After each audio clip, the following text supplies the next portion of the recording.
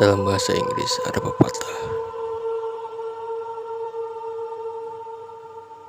suffering builds character, yang mana jika diterjemahkan kepada dalam bahasa Indonesia menjadi penderitaan membangun karakter, yang maksudnya adalah penderitaan yang kita alami akan membentuk karakter kita, dan benar membentuk karakter kita, entah itu karakter yang menjadi lebih kuat atau menjadi rapuh. Jika penderitaan yang terus-menerus bertubi-tubi, yang ada kebanyakan orang itu menjadi memiliki sebuah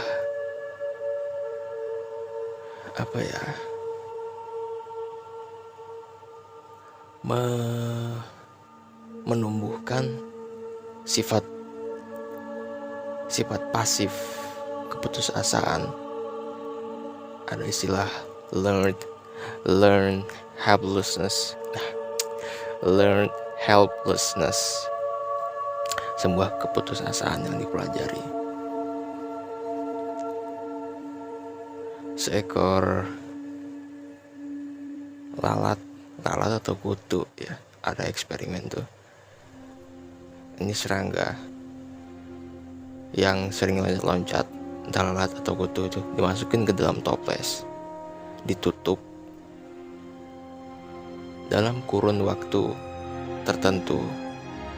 Toples itu dibuka, lalat itu nggak bisa terbang lebih dari ketinggian toples sebelumnya, walaupun toplesnya dibuka. Bahkan setelah dikeluarin, loncatnya tetap sama, terbangnya tingginya tetap sama. Ada juga yang lain nih, yang semut dan pena. Itu juga fenomena yang beberapa kali terjadi kemungkinan, atau pernah kalian coba sendiri. Semut dilingkarin, dia nggak mau melangkahi lingkaran itu. Jadi kalau dihalangin sama garis pena, si semutnya menghindar, cari jalan lain. Dihalangin lagi sama garis pena, cari jalan lain. Dihalangin sama garis pena, cari jalan lain. Sampai suatu ketika si semut itu menyadari, pas ternyata garis pena itu bisa dilewatin. Mau seberapa banyak garis pena yang kita buat ngehalangin dia akan tetap terus maju. Itu sebagai gambaran bahwa learn helplessness bisa diatasi. Learn helplessness.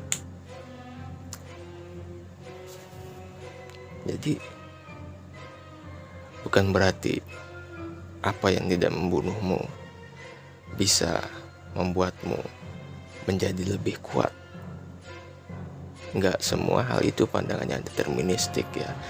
Dari Nietzsche itu bukan nihilis, dia malah deterministik orangnya. Lebih positif bahkan daripada pernyataan untuk melanggengkan absurditas dunia, daripada jadi absurdis.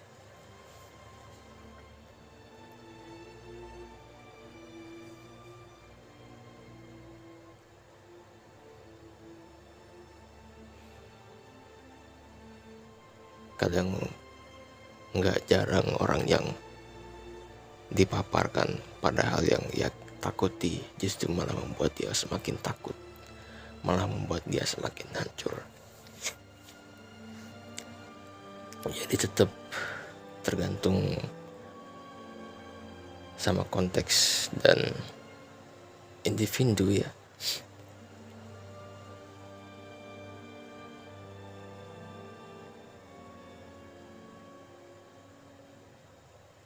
Makanya kenapa orang yang menderita kemiskinan, memiliki mental miskin, yang disebut mental miskin, mental budak, itu bukan semata-mata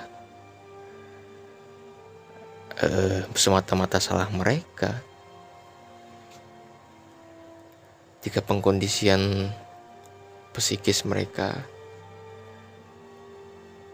berada dalam posisi itu tanpa sepengetahuan mereka dan seperti persetujuan mereka, ya bukan salah mereka bahkan, karena mereka tidak tahu ada batas, ada suatu dunia yang lebih dari cakrawala yang bisa mereka lihat, realitas lain yang bisa mereka hidupi, bukan hanya sekedar menerima secara pasif. Kemiskinan itu membuat orang-orang takut untuk mencoba mengambil resiko. Ini hal yang jarang dibahas menurutku.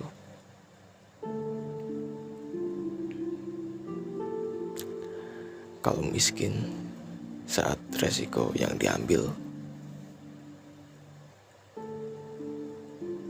gagal, saat impian yang diambil gagal, resikonya bahkan lebih buruk daripada kematian. Itu akan membuat orang lain susah bangkit saat dari awal sudah mempertaruhkan segalanya dengan alasan gak akan kehilangan apa-apa. Tapi jika gagal,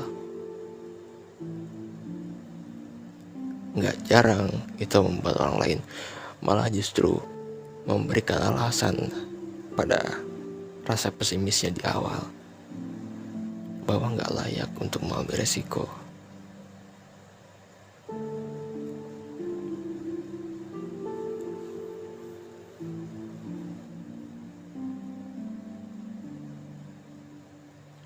Berapa banyak akhirnya orang dia mengambil resiko dan hanya menggantungkan diri pada harapan karena tidak diajari manajemen risiko dan tidak diwariskan pemikiran untuk memanage risiko lalu dari leluhurnya, dari orang tuanya, yang justru mendidik generasi barunya untuk menjadi pasrah, untuk menjadi individu yang menerima keadaan, menerima takdir, tanpa memberikan ruang untuk eksplorasi dan merasakan pengalaman sendiri, dan mengakui bahwa mereka percaya apa yang mereka alami.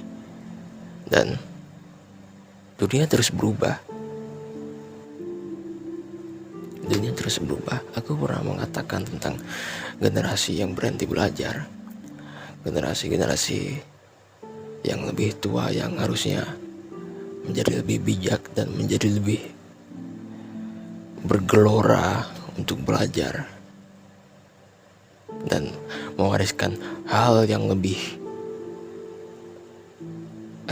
relevan, lebih pada level lanjut untuk demi progres generasi selanjutnya. Tapi kan enggak, akhirnya generasi sebelumnya kan berhenti belajar dan merasa sudah tahu semuanya dan udah merasa jadi paling benar dan merasa apa ya jalan yang mereka tempuh adalah jalan yang terbaik. Enggak kan, akhirnya generasi baru masuk, lahir dalam dunia ini, menjadi perintis lain dari harapan-harapan mereka, dilemparkan pada sebuah dunia yang tidak membimbing, tidak mendidik, tidak memberikan arahan sama sekali pada mereka. Itu bukan hal yang seru, anjir. Bukan hal yang menyenangkan untuk menjadi perintis.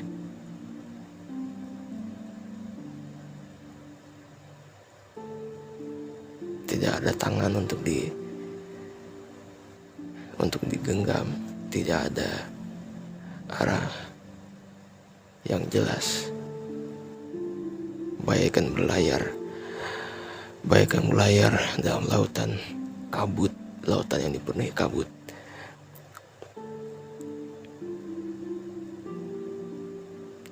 Dan bertaruh hanya pada intuisi, mengarah ke utara,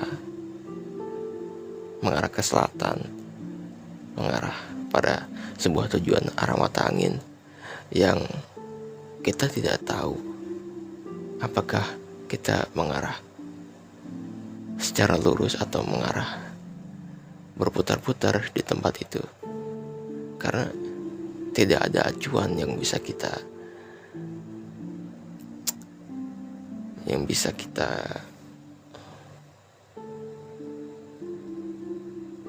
pegang, karena ini adalah jalan pertama yang kita lalui dan tidak pernah dilalui orang lain dalam keluarga kita. Itu perintis. Jadi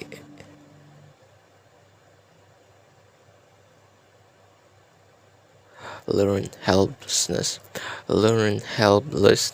is a real thing. People often